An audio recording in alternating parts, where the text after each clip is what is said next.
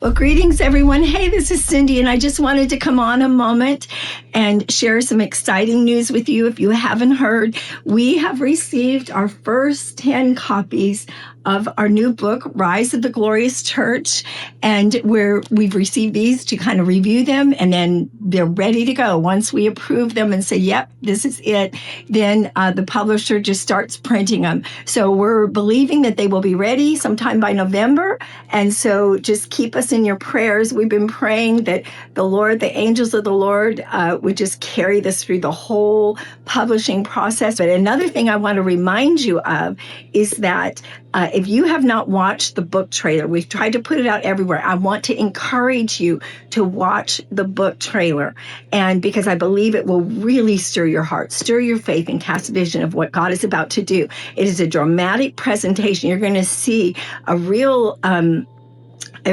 a distinct difference between the darkness and the light in it.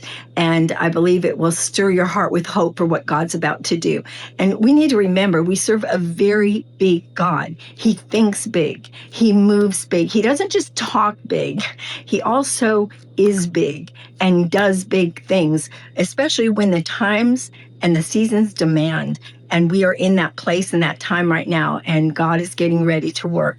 And we know the church has been through, God has been working, He's been cleansing, He's been purifying, He's been making ready the bride. And the vessel is almost ready.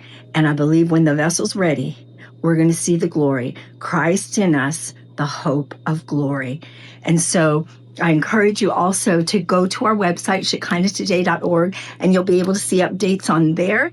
And as well, you can go to the book menu on the website, and it'll give you a breakdown of really what is in the book. So I can't wait for it to come out, and keep us in your prayers. I know we're praying for you. We're praying for the church. We're praying and have been interceding that God would just breathe new life into her body. We know so much. There's been a lot of shaking, a lot of breaking, a lot going on, but we trust and we know that God is going to work all things together for the good of those that love Him, are called according to His purpose. And you are called. You are called for these last days, for such a time as this.